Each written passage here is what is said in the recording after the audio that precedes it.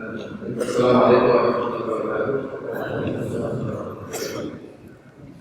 Alhamdulillah, nahmaduhu wa nasta'inuhu wa nastaghfiruhu wa natubu ilayhi wa na'udzu billahi min shururi anfusina wa min sayyi'ati a'malina. Man yahdihillahu fala mudilla lahu wa man yudlil fala hadiya lahu.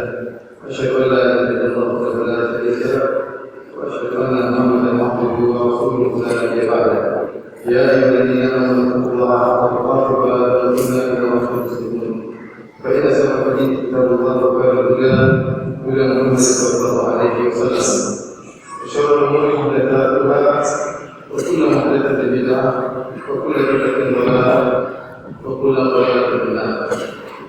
Para hadirin dan hadirat yang dirahmati Allah Subhanahu wa taala, yang dimuliakan oleh Allah Subhanahu wa taala, pada kesempatan yang berbahagia ini kita akan membicarakan suatu perkara yang sangat penting dalam menjalankan dakwah di jalan Allah Subhanahu wa taala, yaitu tentang bersabar atau ekstra bersabar dalam menyeru ke jalan Allah Subhanahu wa taala. Ikhwani fillah wa akhwati fid din, kita tahu bahwasanya dakwah merupakan ibadah yang sangat mulia. Dan tidaklah umat Muhammad dikatakan sebagai khairu ummah, umat terbaik, kecuali karena memiliki sifat-sifat dakwah. Allah Subhanahu wa taala berfirman, "Kuntum khairu ummatin ukhrijat lin-nas, ta'muruna bil ma'ruf wa tanhauna 'anil munkar wa tu'minuna billah."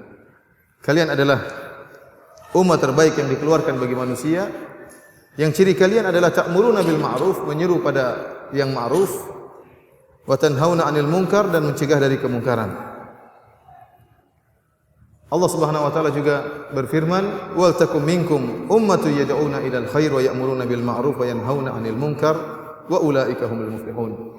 Hendaknya ada di antara kalian umat yang menyeru kepada kebaikan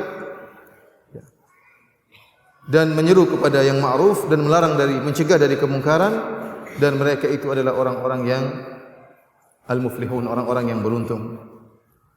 Allah Subhanahu wa taala juga memuji kaum mukminin, kaum mukminat. Kata Allah Subhanahu wa taala, "Wal mu'minuna wal mu'minat ba'dhuhum awliya'u ba'd, ya'muruna bil ma'ruf wa yanhauna 'anil munkar." Laki-laki yang mukmin dan para wanita yang mukminah, mereka adalah wali yang satu dan penolong yang lainnya. Bagaimana sifat mereka? Ya'muruna bil ma'ruf wa yanhauna 'anil munkar. Mereka menyuruh kepada yang ma'ruf dan mereka mencegah dari kemungkaran.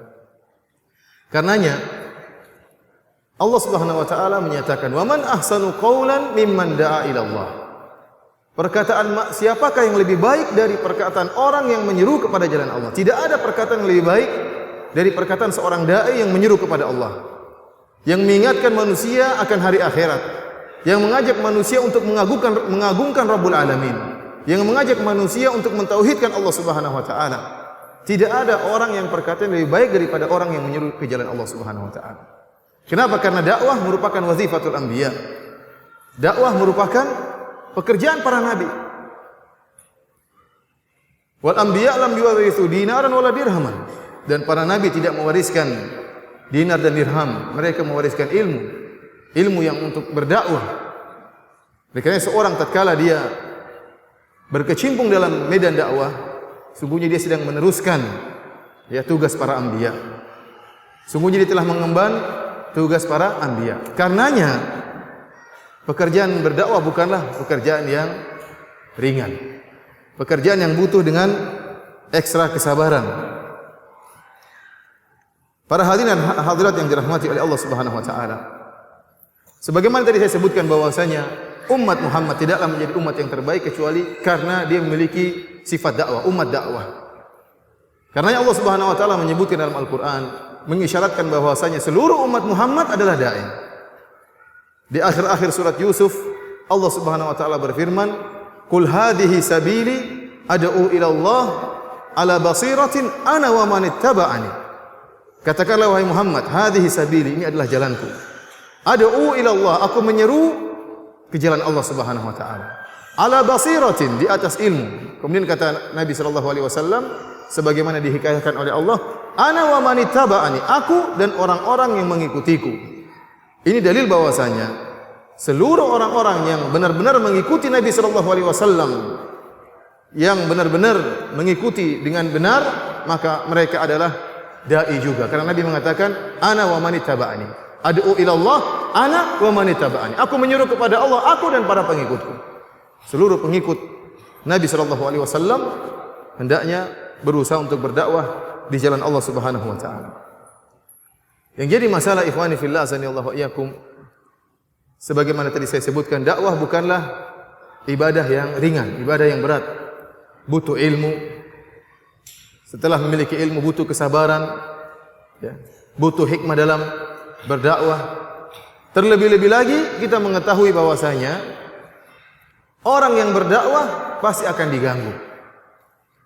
Karenanya antara dakwah dan gangguan itu adalah dua perkara yang tidak mungkin terpisahkan. Orang yang berdakwah pasti diganggu. Banyak ayat yang menunjukkan akan hal ini. Seperti firman Allah Subhanahu wa taala,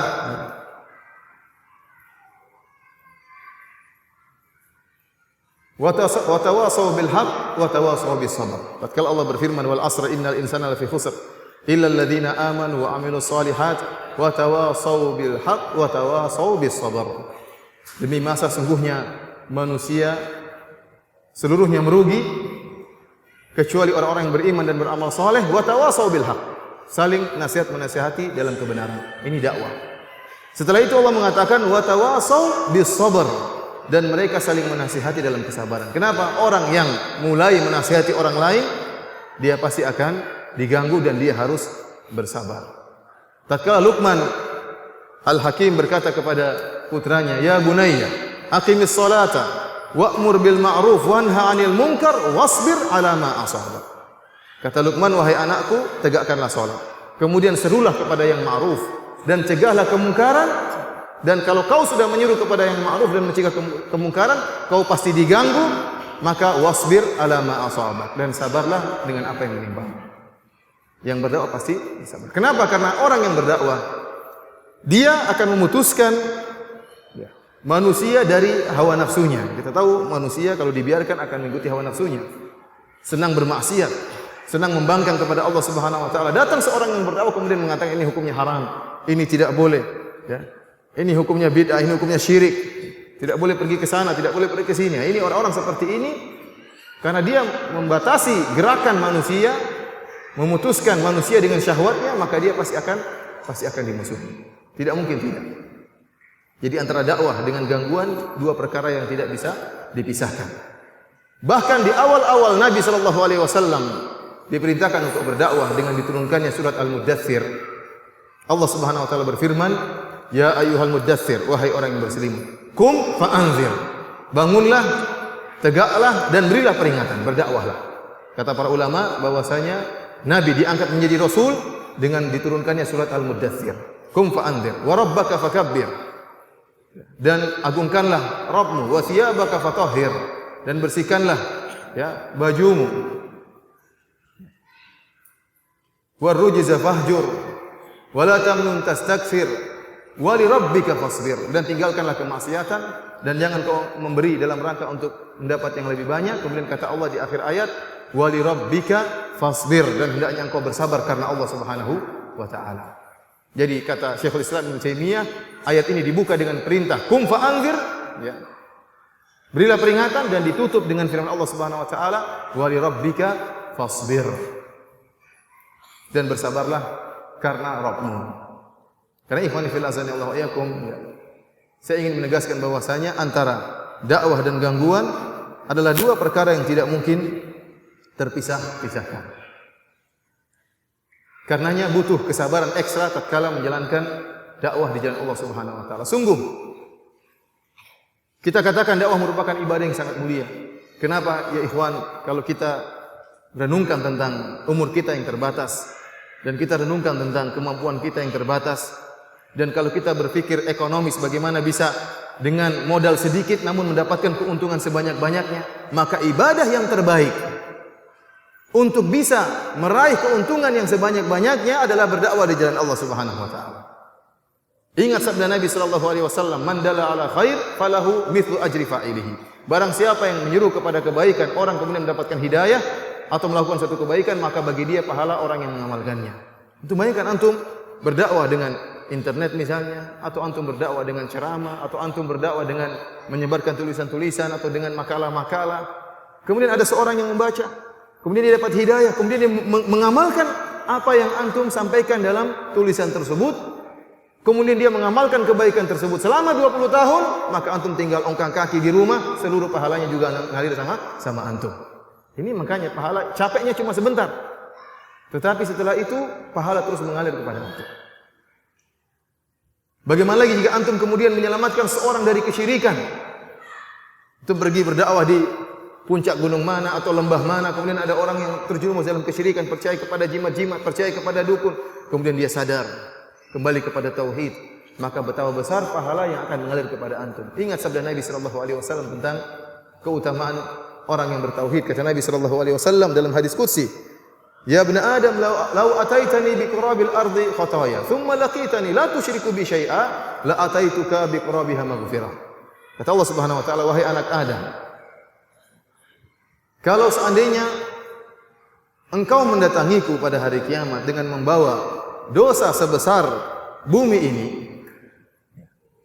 kemudian engkau menemuiku dalam keadaan tidak berbuat syirik sama sekali, la ataituka bi qurabiha maghfirah, maka aku akan mendatangimu dengan ampunan sebesar bumi pula." Ini keutamaan tauhid. Orang yang bertauhid diberi ampunan oleh Allah Subhanahu wa taala dengan seluas-luasnya. Kemudian ada orang yang tadinya terjerumus dalam kesyirikan, kemudian antum jelaskan atau dia baca tulisan antum, kemudian sadar dan mengenal tauhid, kemudian dia menjaga tauhidnya selama 30 tahun sampai meninggal dunia. Bayangkan, pahala tauhid tersebut terus mengalir kepada antum. Oleh karena dakwah merupakan ibadah yang sangat singkat, tetapi pahalanya yang dijanjikan sangat luar biasa. Belum lagi kalau orang tersebut yang antum dakwai dia menyampaikan lagi kepada orang lain, maka terjadilah multi level marketing sebagaimana dikatakan. Pahala terus ngalir sama antum sementara antum sudah meninggal dunia atau dikubur dalam kuburan, pahala terus mengalir kepada antum. Akan tapi tantangannya berat. Karena ganjaran yang dijanjikan kepada seorang yang berdakwah berat, besar ganjarannya, maka tantangannya pun sangat berat. Para hadirin dirahmati oleh Allah Subhanahu wa taala, kita dapati ahlul batil, orang-orang yang menyuruh kepada kebatilan, mereka juga bersabar dalam mendakwahkan kebatilan mereka. Kita dapati ahlul bidah, mereka bersabar dalam mendakwahkan kebatilan mereka, dalam menyuruh kepada bid'ah mereka. Ahlul syirik, para pelaku kesyirikan, mereka juga bersabar dalam mendakwahkan kesyirikan mereka. Bahkan Allah abadikan tentang kesabaran mereka dalam Al-Quran. Allah Subhanahu wa taala menghikayatkan tentang bagaimana kesabaran kaum musyrikin. Kata Allah Subhanahu wa taala, "Wa antalaqal mala'u minhum animshu wasbiru ala alihatikum in hadza la syai'un yurad." Dan berjalanlah al-mala' minhum, yaitu pembesar-pembesar mereka pun berjalan. Kemudian mereka memberi nasihat kepada anak buah mereka, "Animshu wasbiru." Berjalanlah kalian dan bersabarlah dalam beribadah kepada Tuhan-Tuhan kalian. Mereka juga saling menasihati. Tawasi bil batil, tawasi bisyirk. Mereka saling menasihati dalam kesyirikan. Bahkan dalam ayat yang lain mereka berkata, "In kada la yudhilluna an alihatina laula an sabarna 'alaiha." Hampir-hampir si Muhammad menyesatkan kita. Hampir-hampir kita tersesat gara-gara dakwahnya Muhammad. Kalau bukan karena kita bersabar dalam kesyirikan kita. Bayangkan. Hampir-hampir disesatkan oleh siapa? Muhammad sallallahu alaihi wasallam. Namun karena kesabaran kita tidak jadi tersesat. Mereka bangga dengan kesabaran mereka dalam berbuat kesyirikan. Orang yang bersabar berhasil, bahkan ahlul batil kalau bersabar berhasil. Lihat, mungkin sekitar kalau 50 tahun, 60 tahun yang lalu, kalau ada wanita buka auratnya, mungkin semua orang mencela. Mungkin kelihatan betisnya dicela, apalagi kelihatan pahanya mungkin dicela. Tetapi wanita yang pertama kali membuka pahanya di tengah masyarakat, tatkala dia dicela, dia bersabar. Bersabar dan bersabar sampai akhirnya banyak pengikutnya. Berhasil dakwanya. Justru sekarang yang pakai jilbab syar'i mungkin dicela. Kenapa berhasil? Karena kesabaran. Karena saya kagum dengan perkataan seorang syekh yang dia mengatakan, tatkala saya berdakwah masuk di belantara hutan Afrika, dan saya menempuh perjalanan yang jauh, ya, dan saya merasa saya telah berkorban dengan begitu besar pengorbanan untuk berdakwah di jalan Allah Subhanahu wa taala. Ternyata di tengah hutan dia ketemu dengan seorang wanita misionaris yang menyebarkan kristenisasi. Subhanallah, wanita ini lebih sabar, hidup di tengah hutan bertahun-tahun. Innal ladzina kafaru yunfiquna amwalahum liyasuddu an sabilillah. Mereka berinfak, mereka bersabar, mereka berdakwah, bahkan di antara mereka rela untuk meninggal dunia demi untuk membela kebatilan mereka. Sementara kesabaran mereka mengantarkan mereka kepada neraka jahanam. Lantas kita ahlul haq, orang-orang yang menyeru kepada kebenaran, yang menyeru kepada jalan Allah, yang menyeru masyarakat untuk mengagungkan Allah, kenapa tidak bersabar? Sementara seluruh langkah kita, kesabaran kita mengantarkan kita menuju surga Allah Subhanahu wa taala. Pada kesempatan yang berbahagia ini, ikhwani fillah wa akhwati fiddin, azani Allah wa iyyakum, saya akan menyebutkan beberapa perkara yang mungkin membantu kita untuk bersabar dalam dakwah. Di antara perkara-perkara tersebut agar kita bersabar dalam berdakwah, yang pertama adalah kita merenungkan tentang pahala-pahala bersabar yang Allah janjikan dalam Al-Quran. Kita tahu bahwasanya kalimat sabar sering disebutkan dalam Al-Quran dalam bentuk pujian-pujian dari Allah Subhanahu wa taala. Wallahu yuhibbus sabirin, Allah cinta kepada orang-orang yang sabar. Innallaha ma'as sabirin, Allah bersama orang-orang yang sabar. Terlalu banyak pujian-pujian bagi orang-orang yang bersabar. Sampai-sampai Imam Ahmad rahimahullah berkata, "Tadabbartu kitaballahi fawajadtu anna Allah Ta'ala qad dzakara sabra fi aktsar min 90 mawdhi'an." Saya mengamati Al-Qur'an, mentadabburi Al-Qur'an, dan saya dapati Allah menyebutkan kata sabar, kalimat sabar lebih dari 90 kali dalam Al-Quran. Dan tidaklah Allah menyebutkan dengan jumlah yang begitu banyak, lebih dari 90 kali, kecuali menunjukkan bahwasanya ibadah tersebut ibadah yang mulia. Sampai Allah ulang-ulang lebih dari 90 kali. Menunjukkan ibadah tersebut, ibadah sabar, merupakan ibadah yang sangat urgen dalam kehidupan seorang muslim. Di antaranya dalam menjalankan dakwah kepada Allah Subhanahu wa taala. Karenanya, pahala yang Allah sediakan bagi orang yang bersabar sangatlah besar. Seperti firman Allah Subhanahu wa taala, "Innama yuwaffas sabiruna ajrahum bighairi hisab." Sungguhnya orang-orang yang bersabar pahalanya tanpa batas. Tidak ada hisab. Pahalanya sangat besar. Rasulullah SAW juga bersabda, "Man yatasabbar yusabbirhullah, wa ma utiya ahadun khairan wa awsa' minas sabr." Kata Nabi SAW, barang siapa yang berusaha untuk bersabar, maka Allah akan menjadikan dia bersabar. Dan tidak seorang pun diberikan dengan sesuatu yang lebih baik dan lebih luas daripada kesabaran. Menunjukkan sabar merupakan akhlak yang sangat mulia. Kalau seorang telah dianugerahi kesabaran setelah dia berusaha untuk bersabar, diberikan anugerah sabar, maka tidak ada yang lebih baik, kata Nabi, dan lebih luas daripada anugerah sabar. Allah Subhanahu wa taala menyebutnya dalam Al-Qur'an, sebab masuknya orang-orang dalam surga karena kesabaran. Kata Allah Subhanahu wa taala, "Salamun alaikum bima sabartum fa ni'ma uqubad dar." Keselamatan bagi kalian tatkala Allah menceritakan perkataan para malaikat. Wal malaikatu yadkhuluna alaihim min kulli bab. Para malaikat menyambut para penghuni surga, mereka masuk dari seluruh pintu, kemudian mereka mengatakan, "Salamun alaikum bima sabartum." Keselamatan bagi kalian wahai penghuni surga bima sabartum, karena kesabaran kalian.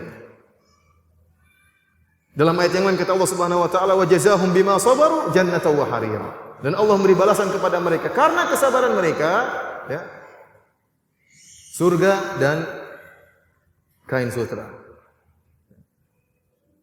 Keberhasilan dakwah butuh dengan sabar.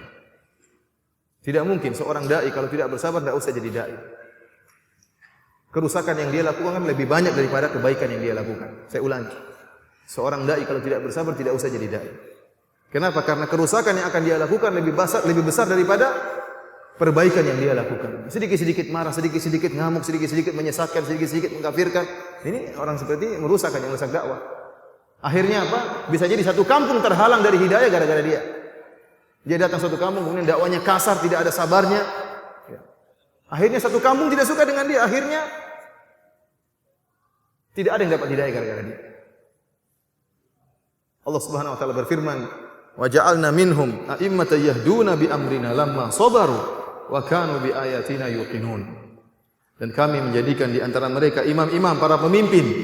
Inilah yang mendapatkan keberhasilan. Ya. Yahduna bi amrina, yang mereka memberi petunjuk dengan petunjuk kami. Ya. Kemudian mereka bersabar. Lamma sabaru, tatkala mereka bersabar. Karenanya dai yang berhasil harus bersabar. Dan ingat tentang pahala-pahala sabar, bagaimana kecintaan Allah terhadap orang-orang yang bersabar, sehingga tatkala seorang berdakwah dia bisa lebih memposisikan dirinya untuk bersabar menghadapi gangguan dan ujian. Para hadirin dirahmati oleh Allah Subhanahu wa taala, di antara hal-hal yang bisa membantu seorang bersabar dalam berdakwah, ini perkara yang sangat penting yang dikatakan oleh para ulama dengan zadud da'iyah, bekal seorang dai adalah qiyamul lail, salat malam. Saya masih ingat terus cerita Syekh Abdul Razak hafizahullah taala tentang seorang dari India kalau tidak salah, yang tiap hari dia mengislamkan sekian orang, bahkan ribuan orang dapat hidayah gara-gara ini. Maka Syekh bertanya kepada orang ini, kok bisa engkau berhasil dalam dakwah? Dia mengatakan, ya Allah, ya Syekh, setiap malam saya salat malam dan saya berdoa, ya Allah, berilah hidayah kepada si fulan dan fulan dan fulan. Kapan saya minta? Tatkala di malam hari. Esoknya saya berdakwah, Allah beri petunjuk kepada mereka. Karenanya surat yang di awal kali turun kepada Nabi sallallahu alaihi wasallam setelah Iqra bismi rabbikal ladzi khalaq, khalaqal insana min 'alaq, Iqra wa rabbukal akram, yaitu surat Al-Muzammil. Surat apa? Al-Muzammil.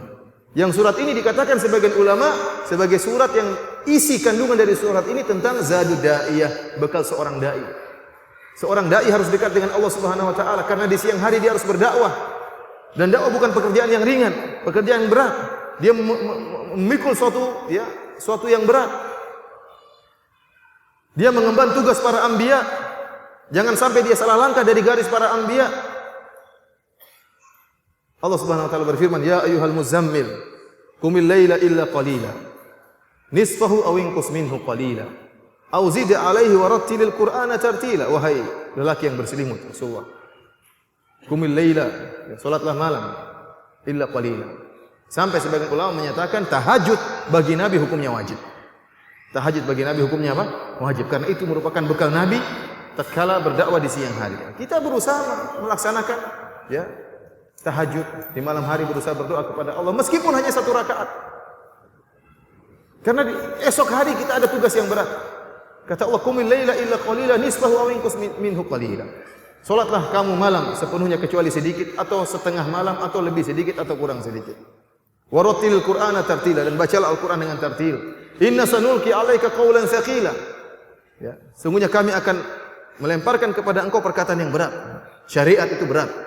Dakwah itu berat, bukan ringan. Halal haram itu bukan perkara yang ringan. Ya. Butuh kesabaran, butuh perjuangan. Kemudian kata Allah Subhanahu wa taala, "Inna nasyi'atal laili hiya ashaddu wat'a wa aqwamu qila. Inna laka fin nahari sabhan tawila." Sungguhnya bangun di malam hari itu lebih khusyuk dalam salat. Kemudian kata Allah Subhanahu wa taala, "Inna laka fin nahari sabhan tawila." Dan di siang hari banyak bisa kau kerjakan. Kau bisa berbuat banyak di siang hari. Malam hari persiapkan dirimu untuk bertugas di siang hari. Kemudian di akhir ayat kata Allah, "Wahjurhum wasbir ala ma yaqulun wahjurhum hajran jamila." Dan sabarlah atas apa yang mereka ucapkan, dan hajarlah mereka, tinggalkanlah mereka dengan cara yang indah, dengan cara yang baik. Ayat ini dibuka dengan salat malam dan diakhiri dengan perintah untuk bersabar dan menghajar atau meninggalkan orang-orang yang menentang dengan cara yang baik. Karenanya ikhwani fillah sanallahu alaikum. Kalau seorang dai kemudian tidak menyisihkan waktunya di malam hari untuk berdoa kepada Allah Subhanahu wa taala, untuk minta kekuatan kepada Allah Subhanahu wa taala, maka sulit dia berhasil di siang hari. Butuh dia menguatkan hatinya dengan Allah Subhanahu wa taala. Allah Subhanahu wa taala pernah berkata kepada nabinya alaihi salatu wasalam, kata Allah Subhanahu wa taala dalam Al-Qur'an, "Wa laqad na'lam annaka yadhiku sadruka bima yaqulun." Sungguh kami mengetahui wahai Muhammad, dadamu sempit akibat apa yang mereka katakan. Tuduhan-tuduhan yang mereka tuduhkan kepada Nabi sallallahu alaihi wasallam membuat Nabi sallallahu alaihi wasallam sesat. Membuat Nabi sallallahu alaihi wasallam dadanya sempit. Kemudian apa kata Allah Subhanahu wa taala? "Fasabbih bihamdi rabbika wa kum minas sajidin." Wa'bud rabbaka hatta ya'tiyakal yaqin. Jika perkaranya demikian, jika hatimu sesak karena perkataan mereka, karena tuduhan mereka, ya, maka jadilah engkau termasuk orang-orang yang sujud. Sujudlah kepada Allah, Allah perintahkan. Wa'bud rabbaka, dan beribadahlah kepada engkau hatta ya'tiyakal yaqin, sampai datang kematian kepadamu. Karenanya di antara perkara yang membuat kita bersabar, banyak sujud kepada Allah Subhanahu wa taala. Banyak sujud kepada Allah Subhanahu wa taala. Allah mengatakan wasjudu waqtarib, sujudlah dan engkau akan dekat dengan Allah Subhanahu wa taala. Keluhkan keluh kesah kita tatkala kita sujud kepada Allah Subhanahu wa taala. Salat malam berdoa kepada Allah Subhanahu wa taala. Dai yang seperti ini akan mudah bersabar tatkala di siang hari. Para hadirin dan hadirat yang dirahmati oleh Allah Subhanahu wa taala, kemudian di antara perkara yang membuat kita mudah bersabar dalam berdakwah, tadzakurul akhirah, kita ingat akan hari akhirat. Kita ingat bahwasanya di hadapan kita setelah kematian kita ada hari yang disebut dengan hari akhir, yaumul akhir. Dan kenapa dikatakan dengan yaumul akhir? Karena tidak ada hari lagi setelahnya. Tidak akan datang malam menutupi hari tersebut. Hari tersebut abadi, siang selama-lamanya. Oleh karena para ulama mengatakan bahwasanya di surga dan neraka tidak ada malam. Hari terus. Tidak ada malamnya, tidak pernah berganti hari yang lain, karena itu hari yang akhirat dan merupakan hari yang abadi. Belum tatkala kita berhadapan dengan padang mahsyar, masa penungguan 50.000 tahun dengan jarak matahari 1 mil. Suatu perkara yang berat menghadapi hari yang sangat berat tersebut. Allah Subhanahu wa taala berfirman dalam Al-Qur'an, ta'rujul malaikatu war-ruhu ilaihi fi yaumin kana miqdaruhu 50,000 sanah. Fasbir sabran jamila. Kata Allah Subhanahu wa taala, dan para malaikat dan ruh malaikat Jibril naik kepada Allah Subhanahu wa taala pada hari di mana panjangnya miqdaruhu 50,000 sanah. Panjang hari tersebut lamanya 50.000 tahun. Kata para ulama itu adalah padang mahsyar, 50.000 tahun. Kemudian kata Allah Subhanahu wa taala, fasbir sabran jamila. Setelah menyebutkan tentang penungguan padang mahsyar 50.000 tahun, Allah mengatakan fasbir sabran jamila, bersabarlah engkau dengan cara sabar yang baik. Seakan-akan Allah mengatakan kepada nabinya Muhammad sallallahu alaihi wasallam, bersabarlah engkau dihina, engkau dikata-katain, engkau diganggu oleh kaum musyrikin. Berapa tahun? 10 tahun, 20 tahun, 30 tahun, 40 tahun, 50 tahun. Itu sedikit dibandingkan dengan masa menunggu 50.000 tahun. Kalaupun kita dihina berapa tahun sih? Mungkin 2 tahun dihina. Mungkin dikata-katain 5 tahun, 10 tahun. Sedikit dibandingkan dengan hari akhirat. Oleh karenanya bersabar. Tatkala seorang mengingat akan hari akhirat, bahwasanya kesabarannya ini akan mendatangkan pahala yang besar, maka mudah bagi dia untuk menyabarkan dirinya tatkala diganggu atau tatkala dihina oleh masyarakat atau dijatuhkan oleh musuh-musuhnya. Para hadirin dirahmati oleh Allah Subhanahu wa taala, di antara perkara yang membantu kita untuk bersabar, dan ini adalah perkara yang sangat penting, adalah membaca tentang kisah-kisah para anbiya dan para salihin. Bagaimana kesabaran mereka. Wallahi ya ikhwan, kalau seorang baca misalnya kitab Syiar A'lam Nubala tentang para ulama, tentang para tokoh-tokoh Islam, dia akan merasa dirinya kecil sekali, tidak ada apa-apanya. Bagaimana mereka menuntut ilmu. Hilang ujub, seluruh ujub dia buang semuanya. Tapi kalau dia enggak pernah baca buku begitu, dia yang paling top di hadapan orang lain. Ujub menimpanya, rasa riya, rasa bangga, macam-macam. Begitu dia baca buku Syiar A'lam Nubala, bagaimana imam-imam dalam kesabaran mereka menuntut ilmu, kesabaran mereka berdakwah, ujian yang mereka rasakan, tegar mereka dalam dakwah, luar biasa. Dia baru sadar dia ini enggak ada apa-apanya. Allah sayang kepada dia sehingga tidak diberi ujian yang membuat dia hancur. Siapa yang bisa sabar seperti ujian yang dialami oleh Imam Ahmad rahimahullah? Dicambuk sampai dagingnya lepas dari tubuhnya. Sampai pingsan dicambuk. Dan dia tidak mau mengatakan Al-Quran itu makhluk. Tidak mau. Membela akidahnya. Karena perkaranya bukan dunia, perkaranya akhirat. Jika Imam Ahmad, ulama-ulama yang lain sempat ada yang tidak sabar melakukan tauriyah. Katanya Al-Quran makhluk atau bukan? Katanya Taurat, Injil, Zabur, Al-Quran, hadhihi makhlukah. Ini semua makhluk, maksudnya jari-jarinya makhluk. Bagaimana lagi? Tidak bisa, kalau tidak disiksa. Imam Ahmad tidak mau. Dia bersabar. Bahkan sebagian ulama mengatakan kesabaran Imam Ahmad tatkala itu hukumnya fardu ain, bukan fardu kifayah lagi. Kenapa? Karena banyak ulama yang kemudian takut kemudian melakukan tauriyah. Imam Ahmad harus tidak boleh takut. Karena kalau dia kemudian juga mengatakan iya Al-Quran itu makhluk, maka yang sesat banyak orang. Mungkin sampai sekarang orang banyak yang sesat. Oleh karena Imam Ahmad bertahan dan bersabar sampai disiksa. Datangkan Al-Gojo untuk menyiksa Imam Ahmad rahimahullahu ta'ala. Kita baca tentang sirah para anbiya, bagaimana kesabaran mereka. Yang pertama kita baca tentang sirah, tarikh sejarah bagaimana Nabi Nuh alaihissalam yang Allah abadikan, Allah abadikan cerita tentang Nabi Nuh dalam Al-Quran. Seperti Allah berfirman, "Walaqad arsalna Nuhan ila qaumihi, falabitha fihim alfasanatin illa 50 ama." Sungguh kami telah mengutus Nabi Nuh alaihissalam kepada kaumnya. Kemudian dia pun tinggal bersama kaumnya 1000 tahun kecuali 50. Artinya 950 tahun dia hidup bersama kaumnya. Bayangkan 950 tahun berdakwah. Bukan waktu yang singkat. Dan bagaimana cara dakwah Nabi Nuh? Bukan seperti kita mungkin cuma seminggu sekali atau sehari mungkin sekali. Tidak. Nabi Nuh mengatakan, "Inni da'autu qaumi laila wa nahara." Ya Allah, aku menyeru kaumku siang dan malam. Falam yazidhum du'ai illa firara, dan tidak semakin aku berdakwah kecuali mereka semakin kabur. Wa inni da'autuhum litaghfira lahum. Wa inni kullama da'autuhum litaghfira lahum ja'alu asabi'ahum fi adhanihim wastaghshaw siyabahum wa asarru wastakbaru istikbara. Dan setiap kali saya berdakwah, ya Allah, mereka memasukkan jari-jari mereka ke telinga mereka supaya tidak mendengar dakwah Nabi Nuh. Antum pernah begitu berdakwah? Kita tidak pernah seperti itu. Dia mungkin dengar malu-malu, tapi dia enggak enak langsung pergi cabut. Nabi Nuh dulu tidak, tutup. Ambil baju tutup muka, enggak mau dengar. Ini bukan perkara yang ringan. Kullama da'autuhum litaghfira lahum, ya Allah, aku ini dakwah mereka supaya Engkau ampuni mereka. Bayangkan, Nuh niatnya baik agar mereka diampuni oleh Allah, tapi mereka malah semakin lari semakin menjauh. Dan bukan cuma setahun 2 tahun, kita mungkin baru berdakwah satu kampung 1 bulan tidak berhasil. Memang kampung ini Allah tidak mau hidayah sama mereka, pindah kaum yang lain, kampung yang lain. Sebab Nabi Nuh 950 tahun sabar digitukan.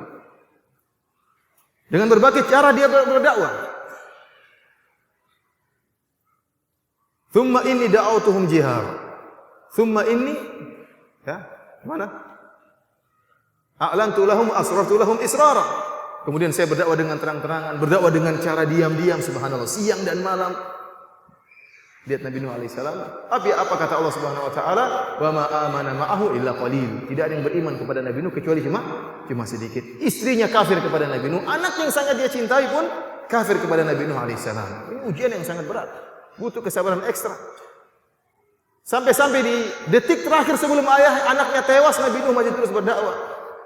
Ya bunayya irkam ma'ana wa la takum ma'al kafirin. Wahai anakku, wahai putraku, naiklah bersama kami di perahu kami. Jangan kau termasuk orang-orang yang kafir. Namun anaknya ngeyel, betapa sakit hati seorang ayah. Qala sa'awi ila jabali ya'simuni minal ma'. Wahai, saya akan selamat, saya akan pergi ke puncak gunung. Selamat dari air banjir ini. Masih sudah tewas, masih ngeyel. Wa hala bainahumal mawju fa kana minal mughraqin. Akhirnya datang ombak, tenggelamlah anaknya itu. Seorang yang kemudian membaca surat ayat ini, bahwasanya Nabi Nuh alaihissalam berdakwah selama 950 tahun, maka dia sadar bahwasanya apa yang dilakukan tidak ada apa-apanya. Saya masih ingat cerita sebagian teman-teman dari Libya yang mereka dipenjara di zaman pemerintahan Gaddafi. Dipenjara ada yang 20 tahun, ada yang 27 tahun, ada yang 3 tahun. Kemudian akhirnya banyak di antara mereka yang dibunuh. Terutama Ahlus Sunnah, terutama Salafiyin banyak yang dibunuh di zaman pemerintahan Gaddafi. Teman saya cerita ada salah seorang di antara mereka yang baru dipenjara 3 tahun. Setelah dipenjara 3 tahun dia stres. Ini gimana ini? Akhirnya dipanggil sama orang tua di situ. Kamu dipenjara berapa tahun? Saya 3 tahun. Saya sudah 23 tahun. Akhirnya sabar akhirnya. Teman saya cerita bagaimana dia untuk menjalankan ibadah susah di zaman Gaddafi. Barang siapa yang sholat 5 waktu di satu masjid ditangkap. Tidak bisa sholat satu masjid, harus sholat zuhur di masjid ini, sholat asar di tempat lain, sholat maghrib di tempat lain, sholat subuh di tempat lain. Ada intel di antara mereka. Sampai dia mengatakan, teman saya satu kampus, satu kelas. Dia cerita suatu saat kami berjalan, mau ingin sholat subuh. Sementara sebelah kiri kami ada pohon-pohon berduri.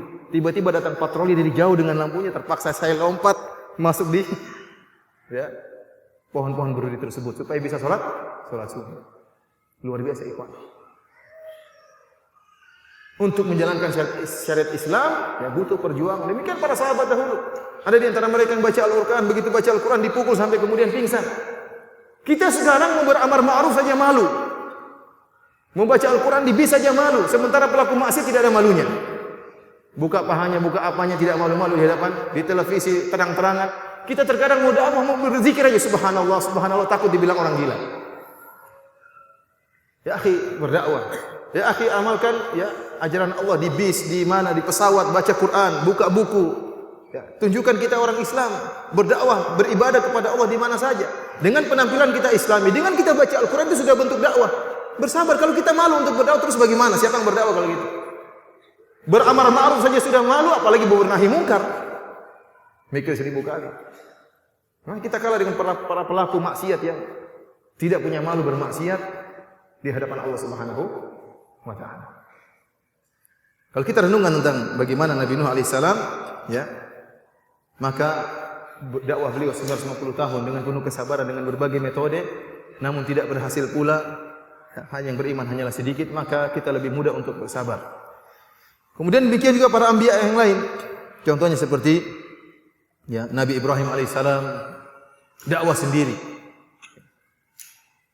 Bahkan tatkala Nabi Ibrahim alaihissalam lewat di negeri Mesir bersama istrinya Sarah, karena khawatir istrinya akan diambil oleh raja Mesir tersebut yang ingin suka menzinai atau mengambil wanita-wanita cantik. Maka Ibrahim berkata, kalau ada yang bertanya kepadamu siapa engkau, katakan hadi ukhti atau hada akhi fil Islam. Engkau adalah saudaraku. Karena tidak ada yang beriman di atas muka bumi ini kecuali saya dan kau. Subhanallah. Oleh karena Allah Subhanahu wa taala mengatakan Nabi Ibrahim, inna Ibrahim kana ummah. Nabi Ibrahim adalah umat, meskipun dia sendiri yang beriman tatkala itu Allah sebutkan dia sebagai umat. Kenapa? Telah berlalu bersama seperti Nabi Ibrahim para anbiya. Meskipun dia sendiri, ketahuilah bahwa telah berlalu orang-orang yang bertauhid seperti dia, umat. Bayangkan kemudian berdakwah sendirian, tidak ada yang sama dia. Ayahnya memusuhi, orang-orang menyembah patung, menyembah bulan, menyembah matahari. Sampai apa akhir penghujungnya? Qalu harriku wansuru alihatakum in kuntum fa'ilin. Kata mereka, ya, bakarlah si Ibrahim dan tolonglah Tuhan-Tuhan kalian jika kalian benar-benar melakukan. Akhirnya Ibrahim pun dibakar, akan tapi dia bersabar. Sampai disebut oleh para ahli tafsir di antaranya Ibnu Katsir rahimahullah, bagaimana kaumnya Nabi Ibrahim berusaha mengumpulkan kayu bakar sebanyak-banyaknya. Jadi untuk bakar Nabi Ibrahim bukan cuma sehari mengumpul kayu bakar. Sampai ada orang yang bernazar, kalau anak saya lahir saya akan membawa kayu untuk membakar Ibrahim. Sehingga terkumpullah kayu bakar yang begitu luas sekali. Tidak ada api yang pernah dinyalakan sebagaimana api yang digunakan untuk membakar Nabi Ibrahim. Oleh karenanya Nabi Ibrahim tatkala dilempar ke dalam tengah lautan api dengan menggunakan manjanik semacam katapel karena supaya masuk di tengah lautan. Akan tapi Allah mengatakan kulna ya naru kuni bardan wa salaman ala Ibrahim. Wahai api jadilah engkau dingin dan keselamatan bagi Ibrahim alaihissalam. Intinya Nabi Ibrahim alaihissalam bersabar dalam berdakwah. Contohnya lagi seperti Nabi Musa alaihissalam, sebagaimana kisah yang telah kita jelaskan, harus kabur dari negeri Mesir, ketakutan mereka berkumpul ingin membunuh Nabi Musa alaihissalam, sampai akhirnya harus pergi ke negeri Madian, akhirnya harus menggembala kambing selama 8 tahun atau 10 tahun. Ya, ini bukan sesuatu yang ringan, butuh kesabaran. Nabi Isa alaihissalam, ya, dimusuhi oleh kaumnya, orang-orang Yahudi ingin membunuh Nabi Isa. Saya mereka mengatakan inna qatalna al-Masih Isa bin Maryam Rasulullah. Kami telah membunuh, ya, telah membunuh Nabi Isa. Kata Allah, "Ma qataluhu wa ma salabuhu walakin syubbiha lahum."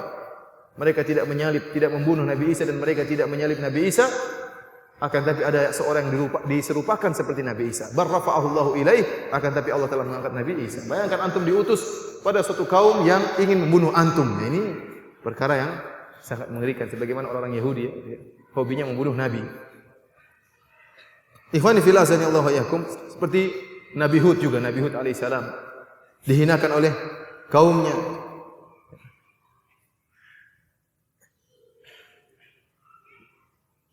Nabi Hud alaihissalam kaumnya mengatakan, ya Hud ma ji'tana bi bayyinatin wa ma nahnu bitariki alihatina an qawlik wa ma nahnu laka bimu'minin. Wahai Hud, apa yang kau bawa itu bukan dalil, bukan hujjah. Tidak ada hujjah yang kau bawa. Mereka menghina Nabi Hud alaihissalam. Dan kami tidak akan meninggalkan penyembahan kami terhadap Tuhan-Tuhan kami karena perkataan wahai Hud. Artinya kami akan sabar berbuat kesyirikan. Kami tidak akan peduli dengan perkataan. Wa ma nahnu laka bimu'minin, dan kami tidak bakalan beriman kepada engkau wahai Hud. Bikin jengkel ya orang seperti itu. Antum berdakwah kemudian dikatakan demikian. Bahkan mereka mengancam. Mereka mengatakan, inna qulu illa taraka ba'du alihatina bisu. Wahai Hud, hati-hati. Kau akan dicelakakan oleh sembahan-sembahan kami. Akan tapi Nabi Hud bertahan dan bersabar. Kemudian dia mengatakan apa? Qala inni usyhidullah wa asyhadu anni bari'um mimma tusyrikuna min duni fakiduni jami'an thumma la tunzirun inni tawakkaltu 'ala Allahi rabbi wa rabbikum. Kata Nabi Hud alaihissalam, ya, persaksikanlah aku berlepas diri dari kesyirikan yang kalian lakukan. Fakiduni jami'an, cepat bikin fakiduni jami'an, buatlah makar kalian seluruhnya dan jangan tunda-tunda.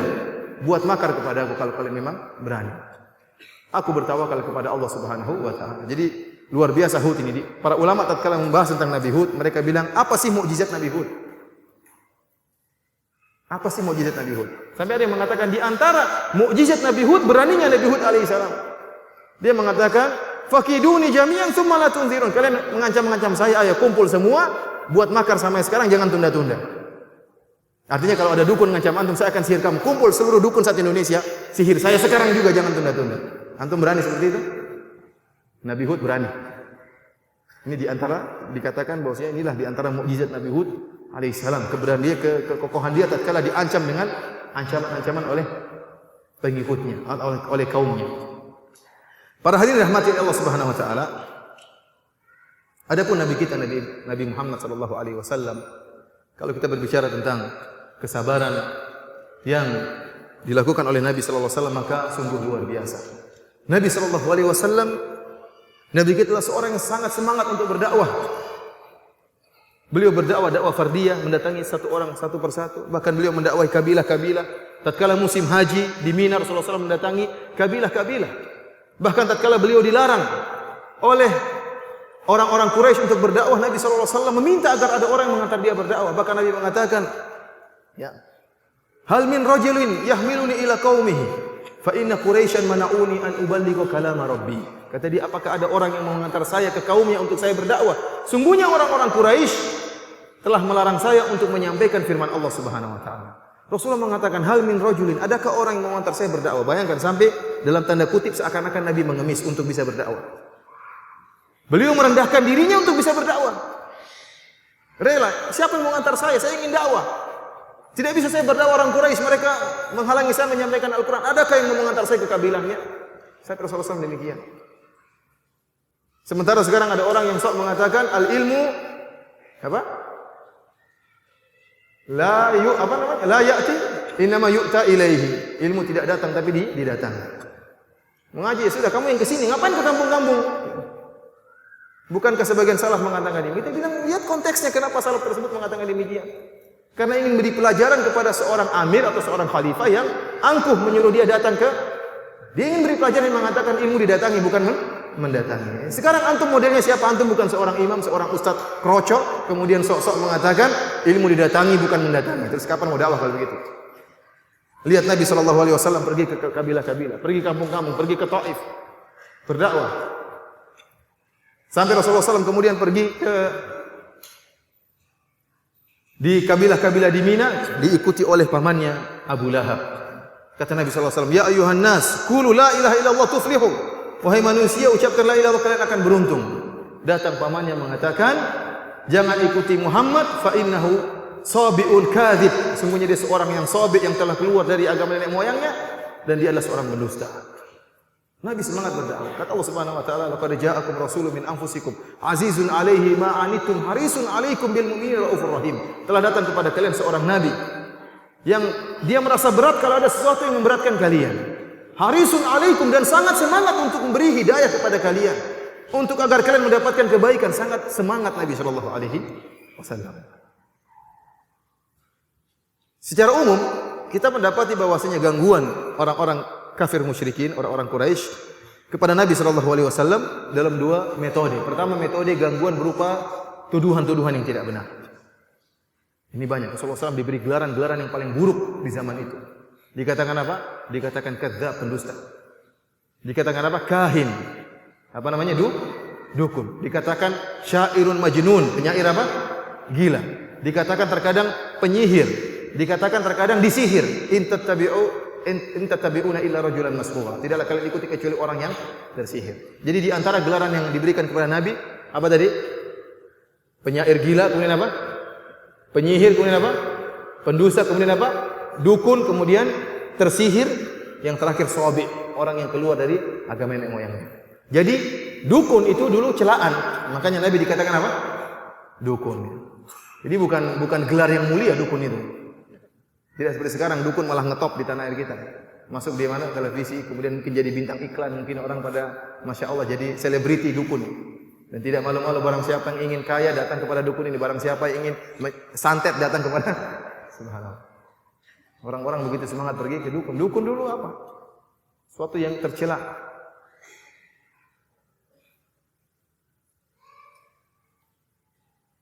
Dan di antara tuduhan yang paling sering mereka ulang-ulang adalah sabi ini, sabi. Orang yang keluar dari agama nenek moyangnya. Karena mereka tahu tuduhan yang inilah yang paling kuat. Mereka tahu Nabi bukan pendusta. Mereka tahu Nabi bukan orang gila. Tapi mereka katakan juga. Mereka tahu Nabi adalah seorang amanah. Tapi ada satu perkataan yang sangat berat, yaitu Nabi sabi, orang yang keluar dari agama nenek moyangnya. Oleh karena tatkala Umar bin Khattab masuk Islam, kata mereka, "Sabauta, engkau telah keluar dari agama nenek moyang." Tatkala ada seorang wanita musyrikah diketemui oleh para sahabat, kemudian para sahabat bercerita tentang Nabi, kata wanita ini, "Bukankah apakah dia si Sabi tersebut yang dikatakan oleh orang Quraisy?" Tersebar Nabi adalah Sabi, orang yang keluar dari agama nenek moyangnya. Karenanya tatkala Abu Talib akan meninggal dunia, kemudian didatangi oleh Nabi sallallahu alaihi wasallam. Nabi mengatakan, "Ya ammi qul la ilaha illallah kalimatan uhaju laka biha indallah." Wahai pamanku, katakanlah la ilaha illallah, sebuah kalimat yang aku akan bela engkau di hari kiamat kelak. Ada Abu Jahal dan ada Abdullah bin Umayyah. Abu Jahal untuk bisa membuat Abu Talib tetap di atas kekufuran, dia tidak usah banyak omong. Dia cuma bilang apa? "Atarghabu an millati Abdul Muttalib?" Apakah kau benci agama nenek moyangmu? Yaitu apakah kau rela keluar dari agama nenek moyangmu? Itu saja. Nabi ulangi lagi, "Ya ammi qul la ilaha illallah kalimatan uhajju laka biha indallah."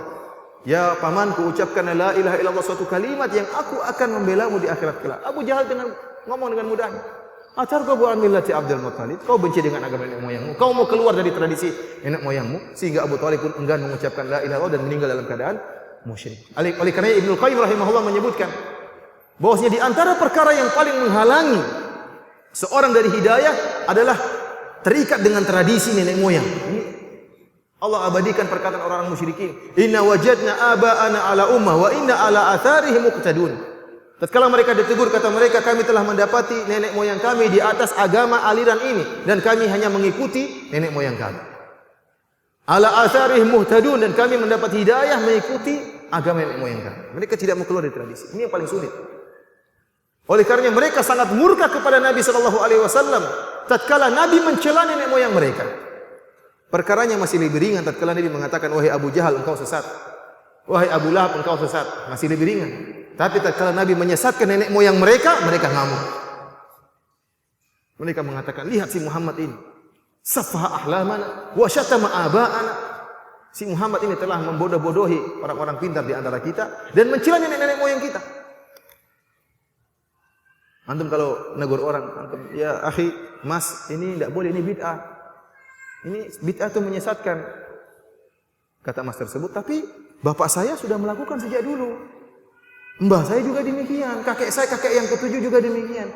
Oh iya gitulah, bapakmu berarti sesat juga mas. Mbahmu juga, kakekmu yang 7 juga semuanya sesat. Kira-kira dia ngamuk enggak? Ngamuk. Kurang ajar. Kalau dia sesat kan dia masih bisa sabar. Tapi kalau bapaknya, nenek moyangnya, itu yang buat orang-orang musyrikin sangat jengkel tatkala Nabi mengatakan nenek moyang kalian juga dalam kesesatan. Tradisi ini paling. Oleh karena tatkala Abu Lahab ya ingin memprovokasi dakwah Nabi sallallahu alaihi wasallam, maka Abu Lahab juga mengatakan jangan ikuti Muhammad fa innahu kadzibun sabi. Sesungguhnya dia adalah seorang yang pendusta dan telah keluar dari agama nenek moyangnya. Tuduhan-tuduhan diberikan kepada Nabi, gelaran-gelaran terburuk diberikan kepada Nabi sallallahu alaihi wasallam. Akan tapi ikhwani fillah azanillahu wa iyyakum, Nabi sallallahu alaihi wasallam menghadapinya dengan penuh kesabaran. Allah Subhanahu wa taala berfirman kepada nabinya, "Fasbir sabran jamila." Bersabarlah dengan sabar yang indah, dengan sabar yang jamil. Allah Subhanahu wa taala juga berfirman, "Fasfahis safhal jamil." Maafkanlah dengan ampunan yang indah. Allah juga berfirman, "Wahjurhum hajran jamila." Tinggalkanlah mereka dengan cara meninggalkan yang baik. Semuanya disifati dengan jamilan. Ya. Allah tidak mengatakan fasbir, sabarlah. Allah tidak mengatakan maafkanlah, Allah tidak mengatakan tinggalkanlah, tapi Allah mengatakan maafkanlah dengan cara yang baik. Ya. Tinggalkanlah mereka dengan cara yang baik. Sabarlah dengan cara yang baik. Al-Imam Ibnu Qayyim rahimahullah menjelaskan sabrun jamil, yaitu kesabaran yang tidak disertai dengan tadajjur wal malal. Tidak menggerutu, tidak mengeluh dan tidak bosan. Ini adalah kesabaran yang indah. Ada orang yang sabar tapi disertai dengan menggerutu, marah-marah. Ya deh, saya maafkan engkau tapi memang kamu kurang ajar ya. Ini namanya maafkan tapi menggerutu. Sudahlah, bikin jengkel orang. Biar lepasin aja, maafkan. Tapi menggerutu. Ini bukan maafkan yang indah. Nabi tersifat dengan sifat ini, sabrun jamil, safhul jamil, kemudian hajrun jamil. Meskipun Nabi SAW dituduh dengan tuduhan yang buruk, ternyata ada manfaatnya. Ada manfaatnya. Di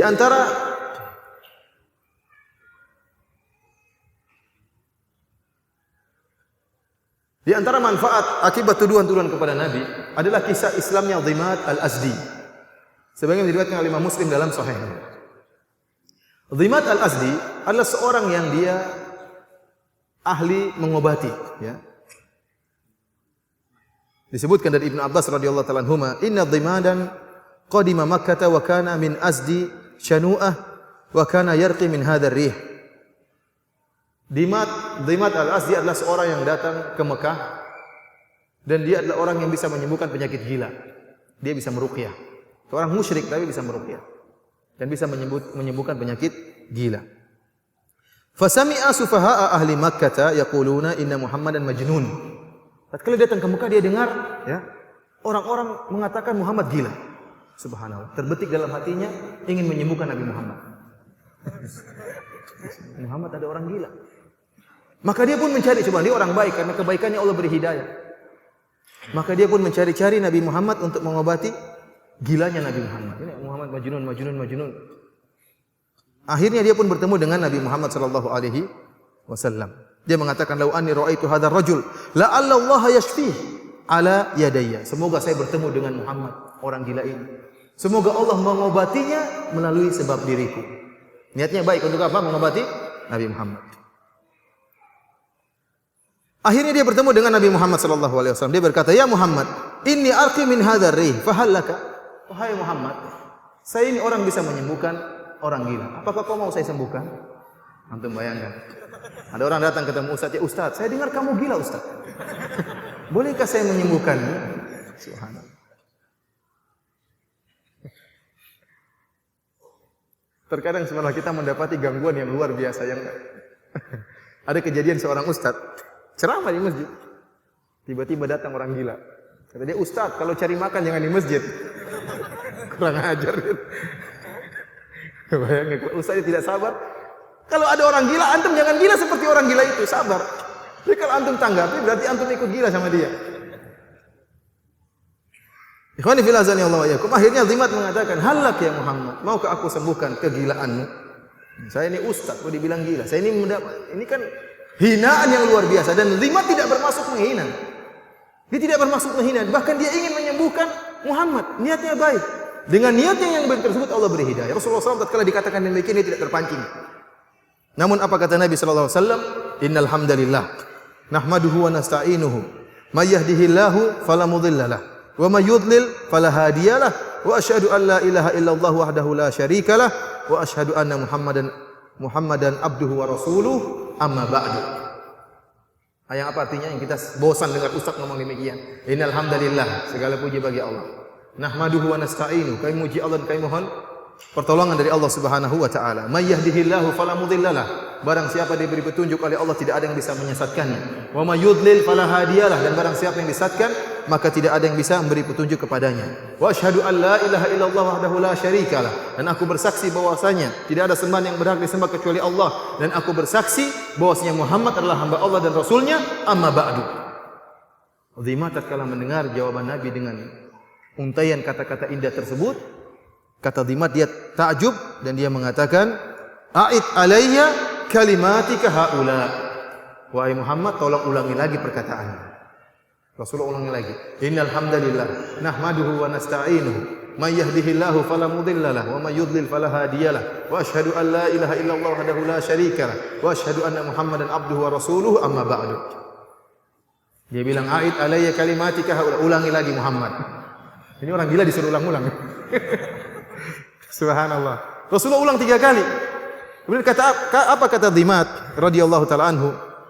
Dia mengatakan, "Laqad sami'tu qaulal kahana wa qaulas sahara wa qaulas syu'ara fama sami'tu mithla kalimatika haula." Saya sudah dengar perkataan dukun, saya sudah tahu perkataan dukun seluruhnya. Dan saya sudah tahu perkataan para penyihir, ya jampi-jampinya, mantra-mantranya. Ini bukan mantra seperti ini. Dan saya sudah mendengar perkataan para syu'ara, tukang syair. Ini bukan syair. Dan saya tidak pernah mendengar perkataan seperti perkataan wahai Muhammad. Kata dia, "Hadi yadak ubayyuka." Mana tanganmu, saya baiat kepada engkau wahai Muhammad. Bayangkan masuk Islam gara-gara apa? Innal hamdalillah. Bayangkan innal hamdalillah, pergi Ustaz Wahabi pergi. Gara-gara innal hamdalillah. Ini manfaat gara-gara Nabi dituduh. Allah berikan ada faedahnya. Di antaranya seperti kisahnya yang dibawakan oleh Muhammad bin Ishaq dalam sirahnya tentang masuk Islamnya Tufail bin Amr ad-Dausi radhiyallahu ta'ala anhu. Tatkala dia datang ke Mekah, ya, dia orang pembesar dari kaum Daus, dari kabilah Daus. Tatkala dia datang ke Mekah, maka datanglah pembesar-pembesar orang Quraisy, ya. Kemudian mereka berkumpul di sekeliling siapa namanya? Tufail. Mereka mengatakan, "Innaka qadimta biladana. Fahadha ar-rajul alladhi baina adhhirina qad a'dhala bina farraqa jama'atana wa amma qawluhu kasahara yufarriqu bainal mar'i wa baina abihi wa baina rajul wa akhihi wa baina rajul wa zaujatihi." Kata dia, "Wahai hati-hati Tufail, sungguhnya si Muhammad ini, ya, telah membubarkan jamaah kami. Perkataannya seperti perkataan tukang sihir." Mereka bilang tentang siapa? Nabi Muhammad SAW. "Hati-hati kau Tufail, perkataan Muhammad seperti perkataan tukang sihir." Buktinya, penyihir bisa memisahkan antara 2 orang dengan sihirnya. Ini Muhammad juga bisa. Ayah dan bapak bisa berpisah gara-gara dia. Suami dan istri bisa berpisah gara-gara dia. Benar juga ya. Benar enggak? Benar. Ini pekerjaan para tukang sihir. Wa innama nakhsha 'alaika wa 'ala qaumika ma qad dakhala 'alaina. Kami khawatir apa yang sudah menimpa kami. Kami dulu bahagia. Kami dulu tentram hidupnya. Namun datangnya Muhammad membuat kami tercerai-berai. Dan kami tidak ingin apa yang menimpa kami menimpa engkau juga wahai Tufail. Subhanallah, kata-kata yang indah dari orang-orang kafir Quraisy. Fala tukallimhu wa la tasma' minhu. Jangan kau bicara dengan Muhammad, hati-hati. Dan jangan dengar sepatah kata pun dari Muhammad. Kata Tufail, "Fa wallahi ma zalu bi hatta ajma'tu ala an la asma'a minhu syai'an wa la ukallimuhu hatta hashautu udhuni hina ghadawtu ila al-masjid kursufan." Tatkala mereka terus ngomongin aku sehingga saya bertekad tidak akan ngomong sama si Muhammad. Bahkan saya mengambil kain dan saya masukkan ke kedua telingaku supaya saya tidak dengar perkataan Muhammad. Bayangkan perkataan penyihir bahaya. Bisa memporak-porandakan suatu kaum, bisa bercerai-berai suatu kaum. Akhirnya dia pun pergi ke Masjidil Haram. Tiba-tiba Rasulullah SAW sedang sholat tatkala itu di sisi Ka'bah. Kemudian aku pun berdiri di dekat Rasulullah SAW. Fa'aballahu illa ayusmi'ani ba'da qawlihi. Tiba-tiba Allah menghendaki saya mendengar sebagian perkataan Muhammad. Rasulullah baca dengan bacaan yang apa? Lantang. Akhirnya dia dengar juga. Sudah pasang apa? Kain, sudah aja kedengaran. Siapa suruh dekat-dekat? Akhirnya dia mendengar perkataan-perkataan yang indah, kalaman hasanan. Maka aku pun berkata dalam diriku, inilah rajulun labib. Saya ini seorang yang pintar, cerdas, syair, saya seorang penyair. Ma yakhfa alayya al-husnu min al-qabih. Saya bisa membedakan mana perkataan yang baik dan mana perkataan yang buruk. Wa in kana qabihan taraktu. Kalau dia ngomong buruk saya tinggalkan. Akhirnya dia pun diam sampai akhirnya Rasulullah SAW pergi dari Masjidil Haram, pergi ke rumahnya, maka dia pun mengikuti Nabi sallallahu alaihi wasallam. Kemudian dia bercerita kepada Nabi sallallahu alaihi wasallam, bertemu dengan Nabi, dia mengatakan, mereka telah mengatakan engkau gini. Ya. Sampai akhirnya aku pun menutup kedua telingaku dengan kain untuk tidak mendengar perkataanmu. Akan tapi saya mendengar sebagian perkataanmu sesuai dikehendaki oleh Allah Subhanahu wa taala. Fa'rid alayya amrak. Ya. Kalau begitu tolong paparkan apa sih isi dakwahmu. Akhirnya Nabi sallallahu alaihi wasallam pun menjelaskan tentang Islam dan Rasulullah SAW baca Al-Qur'an, maka masuklah Islam. Orang ini masuk Islam gara-gara penasaran. Gara-gara apa? Penasaran. Oleh karenanya tatkala mungkin antum dihina, antum dituduh dengan tuduhan yang tidak benar, terkadang ada orang dapat hidayah gara-gara demikian. Saya masih ingat ada seorang preman. Seorang sahabat kita, seorang preman kelas kakap yang dia sempat mengumpulkan tanda tangan di suatu kota agar dakwah salafiyah dihentikan. Dia dapat hidayah kenapa? Dia sudah robek-robek seluruh pamflet-pamflet itu dirobek-robek sama dia. Tapi ternyata ada pamflet yang belum terobek seluruhnya, masih tulisan Roja 756. Maka dia penasaran apa sih? Putar dapat hidayah. Sekarang dia mempremani, tidak ada preman yang berani ganggu. Bahkan dia mengundang orang seluruh ngaji dan dia berikan buka puasa. Saya beberapa kali ngisi tempat tersebut. 1.500 orang waktu itu dia tidak diumumkan di Roja. 1.500 orang itu datang kemudian dia bagikan buka puasa dengan makan mewah. Subhanallah. Orang dapat hidayah gara-gara penasaran, ingin tahu. Di antara seperti Udhaimat al-Azdi dan juga Tufail, ya, radhiyallahu taala anhu. Ikhwani fillah azanillahu wa iyyakum. Inilah sebagian gangguan yang diberikan kepada Nabi sallallahu alaihi wasallam, baik gangguan ya berupa gangguan celaan. Dan orang-orang musyrikin tidak cukup sampai di situ ya. Mereka juga mengganggu Nabi sallallahu alaihi wasallam dengan secara fisik, terutama setelah meninggalnya pamannya Nabi sallallahu alaihi wasallam Abu Talib. Ya. Dan suatu yang paling berat yang pernah dihadapi oleh Nabi sallallahu alaihi wasallam tatkala Nabi sallallahu alaihi wasallam berdakwah di Taif. Rasulullah SAW tatkala melihat dakwah di Mekah begitu sulit, maka dia pun pergi ke Taif mencari pertolongan. Ternyata di Taif beliau dihinakan. Ikhwani fillah azanillahu wa iyyakum.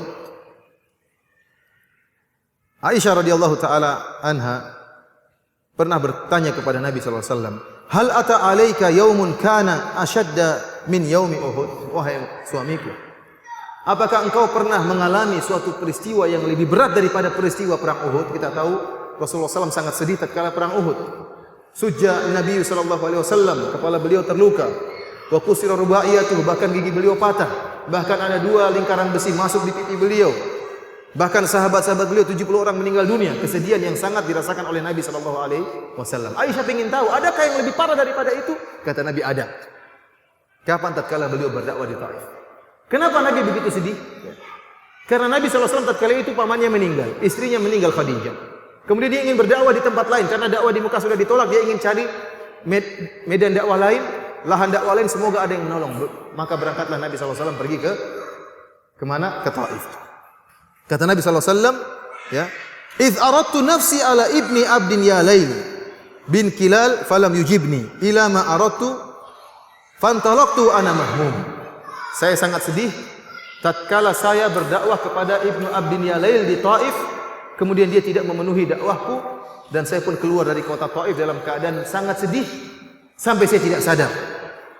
Kata Nabi sallallahu alaihi wasallam, "Falam ufiq illa fi qarni tha'alib." Falam astafiq, aku tidak sadar kecuali tiba-tiba aku sudah berada di qarni tha'alib. Jadi Rasulullah SAW sampai saking bingungnya, sampai sedihnya sehingga tidak sadar berjalan seperti orang linglung. Tahu-tahu tiba sudah di qarni tha'alib. Ini menunjukkan kesedihan yang sangat luar biasa. Kenapa bisa demikian? Disebutkan dalam beberapa riwayat dalam sirah Nabawiyah, meskipun riwayatnya ada kelemahannya. Ya.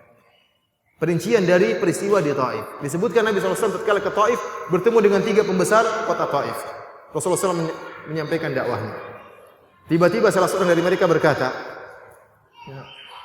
"Ama wajadallahu rajulan ghairaka yursilu?" Kata dia, "Wahai Muhammad, apa tidak ada orang lain yang jadi nabi? Kok kamu yang jadi nabi?" Ini menghina sekali. Ini yang buat Nabi sakit hati. Kata dia, tidak ada orang lain kan jadi rasul, masa kamu yang jadi rasul? Ini perkataan Ibnu Abdin Yalail yang disebut oleh Nabi SAW dalam hadis yang sahih. Ada yang mengatakan, kalau kau jadi nabi saya akan robek iswah Ka'bah. La ukallimuka abada, saya tidak akan ngomong sama engkau. Kalau kamu nabi lebih bahaya lagi. Kamu tidak nabi saja bahaya ngomong sama kamu, apalagi jadi nabi. Ini semuanya menghina. Dan kita tahu bahwasanya hinaan ya terkadang lebih menusuk daripada pukulan. Akhirnya Nabi SAW pun keluar dan disambut dilempar oleh penduduk kota Taif sehingga kaki Nabi SAW berdarah. Ya. Akhirnya Rasulullah SAW keluar dari kota Taif dengan sangat sedih. Tiba-tiba Rasulullah SAW tiba di Qarna Tha'alib, sangat sedihnya, selain dihina kemudian dilempar dengan batu kerikil sehingga berdarah kaki beliau. Tiba-tiba farafa'tu ra'si fa idza ana bi sahabatin qad adhallatni. Saya mengangkat kepalaku, tiba-tiba ada kumpulan awan yang telah menaungiku. Fa nadhartu fa idza fiha Jibril. Saya lihat ternyata ada Jibril di awan tersebut. Fanadani. Jibril pun memanggilku dan berkata, sungguhnya Allah telah mendengar perkataan kaummu dan bagaimana bantahan mereka terhadap engkau. Wa qad ba'atha ilaika malakal jibal, dan Allah telah mengutus kepada engkau, buat engkau malaikat gunung. Li ta'murahu bima syi'ta, agar engkau merintahkan apa yang kau kehendaki.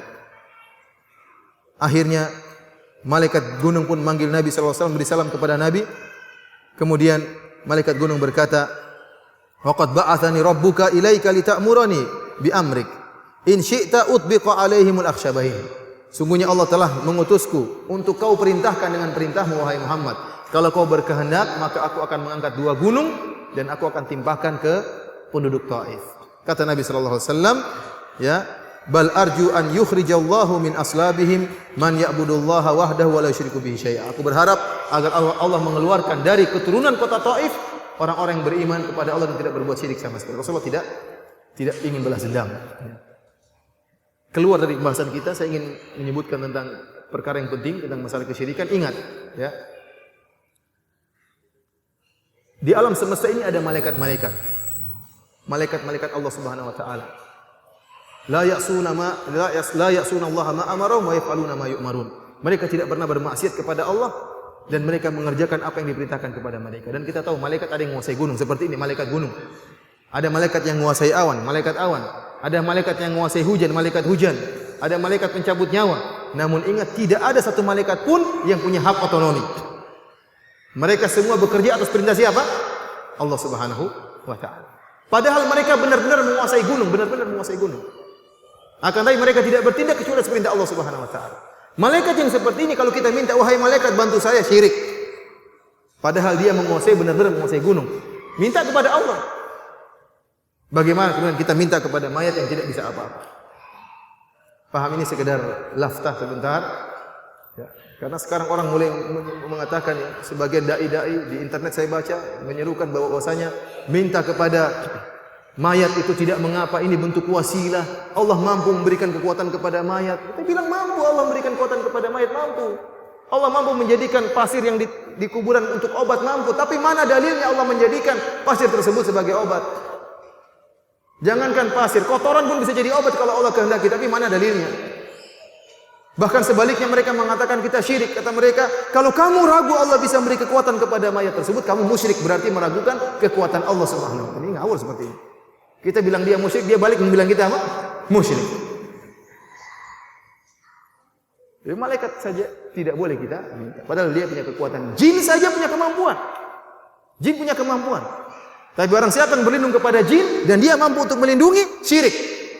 Wa annahu kana rijalun minal insi ya'udzuuna bi rijalin minal jinni fazaduhum rahaqa. Dan dulu ada sekumpulan orang manusia minta perlindungan kepada sekumpulan dari golongan jin, fazaduhum rahaqa, semakin menambah kekufuran dan kesombongan para jin dan kekufuran orang-orang yang minta bantuan kepada jin. Padahal jin mampu untuk membantu.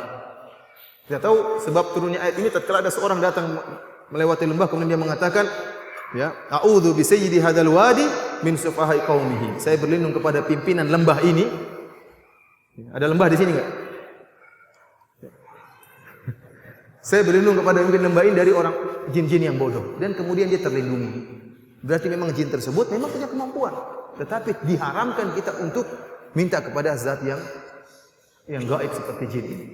Bagaimana kemudian bodoh minta kepada penghuni kuburan yang dia tidak bisa mandi kecuali kita mandikan, tidak bisa pakai baju kecuali kita kafankan, tidak bisa sholat sehingga kita sholatkan, kemudian tidak bisa masuk ke rumahnya kecuali kita angkat ke liang lahat. Setelah kita masukkan kita bilang, "Mbah, tolong ya bangunkan saya rumah." Gimana? Dia saja tidak bisa bergerak. Ikhwani fillah azanillahu wa iyyakum, ya, ini di antara yang pernah dialami oleh Nabi sallallahu alaihi wasallam. Akan tapi Nabi sallallahu alaihi wasallam ya bersabar dengan gangguan tersebut. Di antaranya juga kisah tatkala Nabi sallallahu alaihi wasallam ya dilempar sehingga berdarah dan kata para ulama terjadi tatkala di perang Uhud. Kemudian Nabi sallallahu alaihi wasallam berdoa, "Allahumma ghfir li qaumi fa innahum la ya'lamun." Ya Allah, ampunilah kaumku, sungguh mereka tidak tahu. Ya, mereka tidak tahu bahwasanya mereka berada di atas kesesatan. Mereka tidak tahu bahwa apa yang saya bawa ini merupakan petunjuk dan hidayah. Demikianlah ikhwani fillah azanillahu wa iyyakum, ya. Apa yang bisa kita sampaikan ya. Waktu sudah selesai dan juga materinya pun sudah selesai. Ya, selanjutnya kalau ada yang bertanya maka saya persilakan, wallahu taala alam bisawab.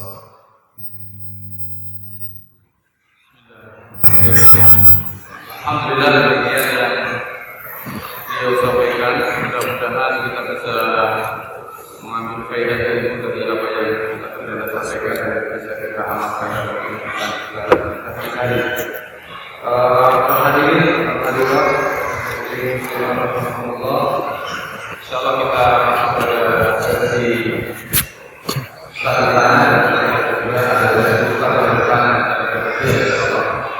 Baiklah, saya sekalian ada pertanyaan yang sekali sebenarnya dari sangat unik.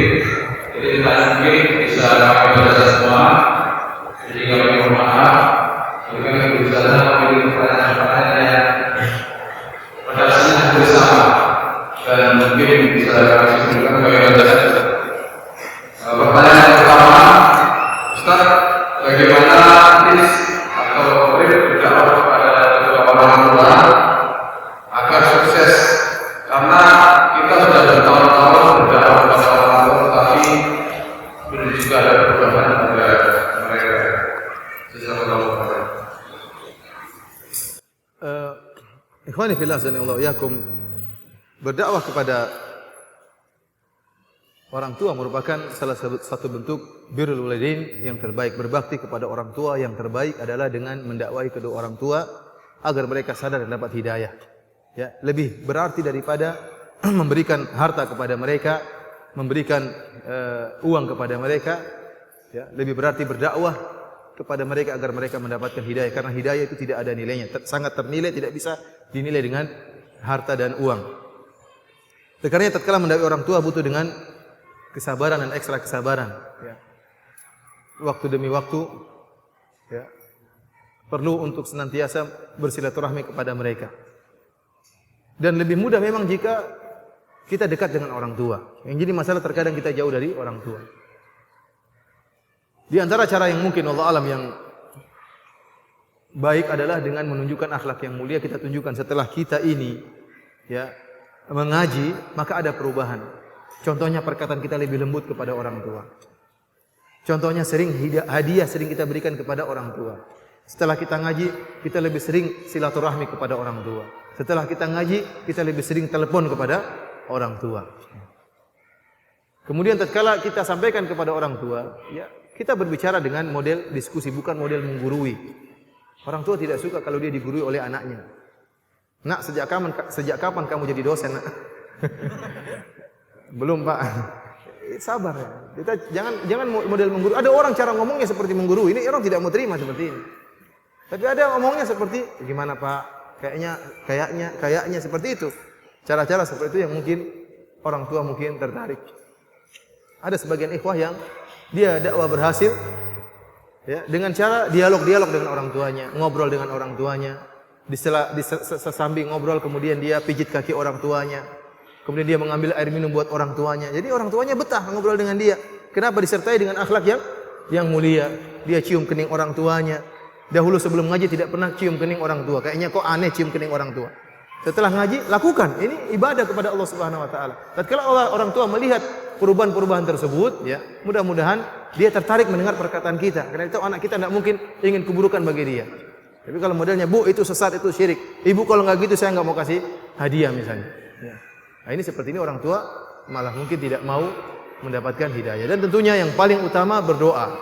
Berdoa dan berdoa. Betapa banyak orang dapat hidayah ya dengan doa. Kalau kita sudah tidak mampu dan putus asa untuk mendakwai dengan sebab, maka Allah memberi hidayah dengan doa yang kita panjatkan kepada Allah Subhanahu wa taala di tengah malam, di sepertiga malam yang terakhir. Wallahu a'lam bishawab.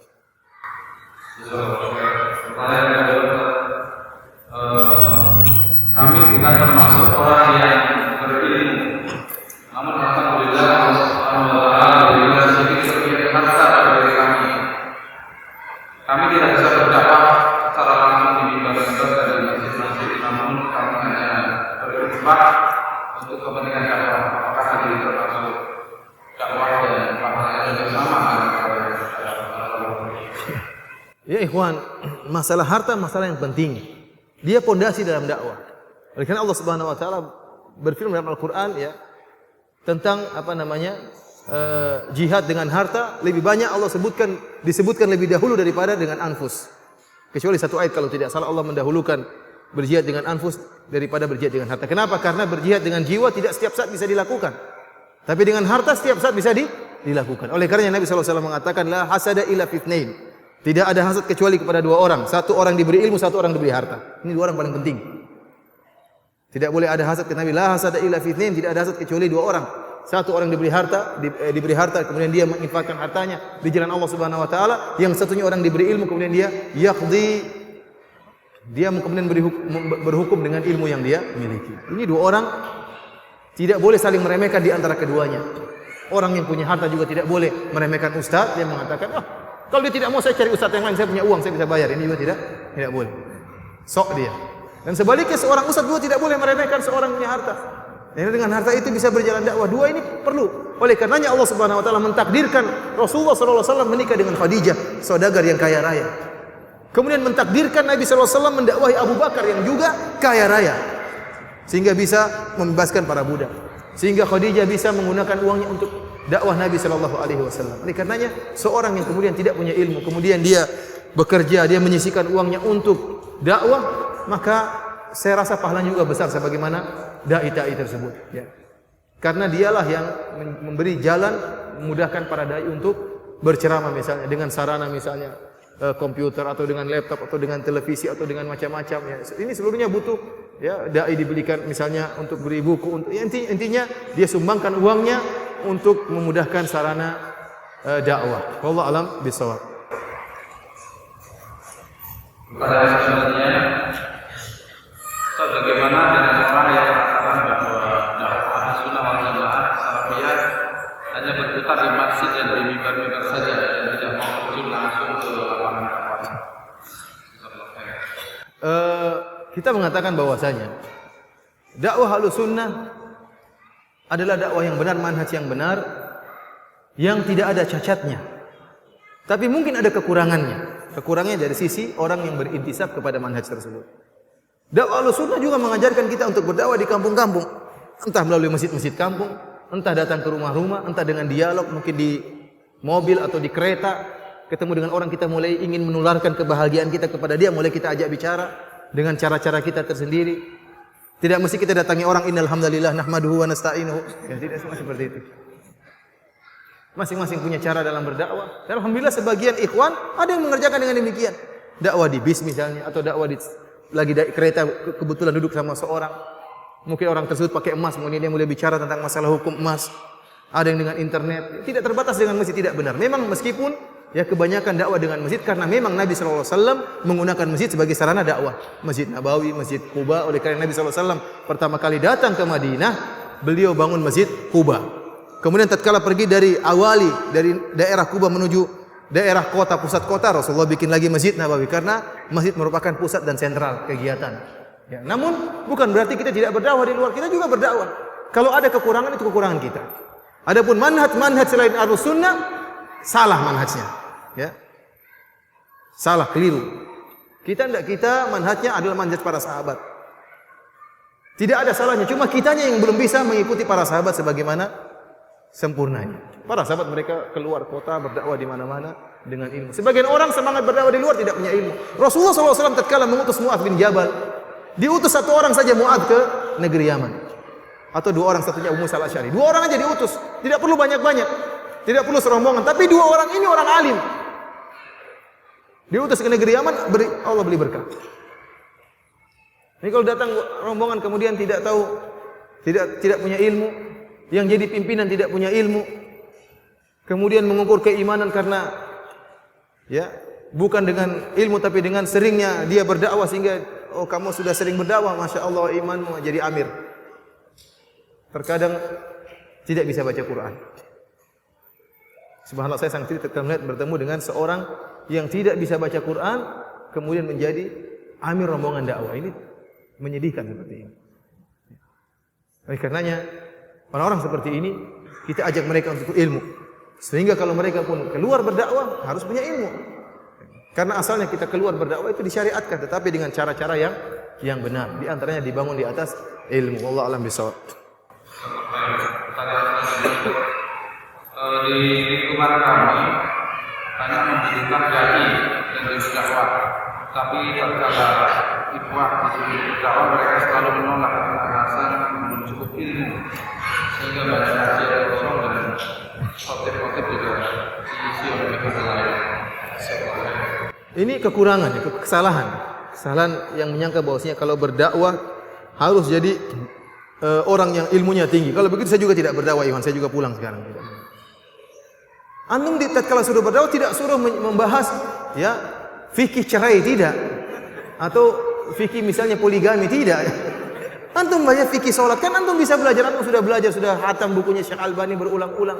Antum bisa sampaikan bagaimana cara salat, apa fadilah salat. Antum bisa baca lewat internet, antum hafalkan sebentar. Kalau tidak antum hafal, antum print, antum baca. Ini kan bisa berdakwah seperti ini. Akhirnya apa? Pos-pos dakwah diambil orang-orang yang salah atau berdakwah dengan kesalahan. Akhirnya antum hanya menggerutu. Padahal yang salah antum. Oleh karenanya Rasulullah mengatakan, "Ballighu anni walau ayah." Sampaikanlah dariku meskipun satu ayat. Antum dakwah, tapi jangan melebihi kapasitas antum. Ini yang tidak boleh. Ini yang tidak boleh.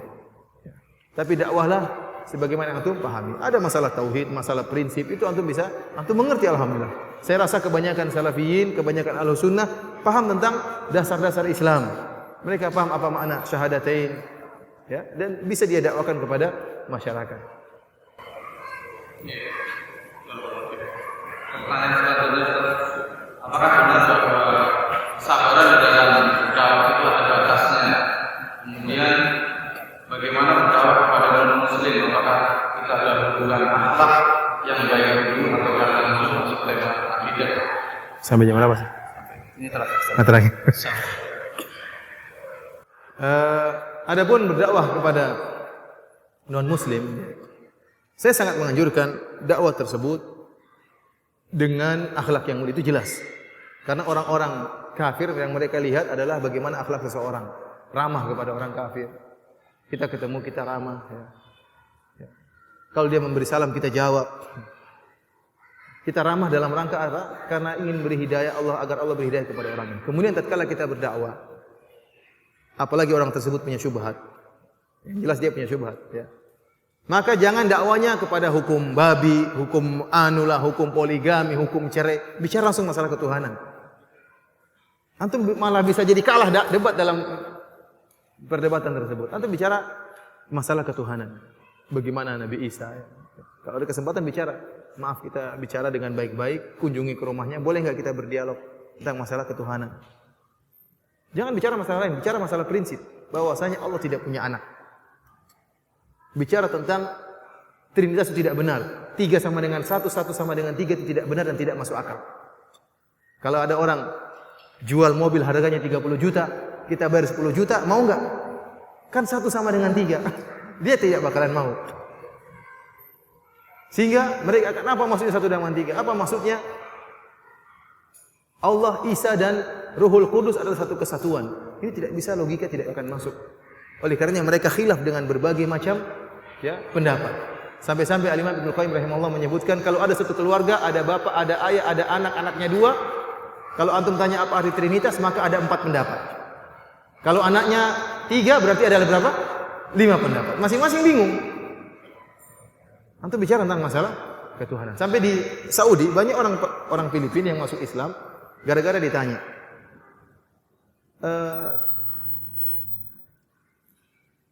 Nabi Isa atau Tuhan Yesus perkataan mereka.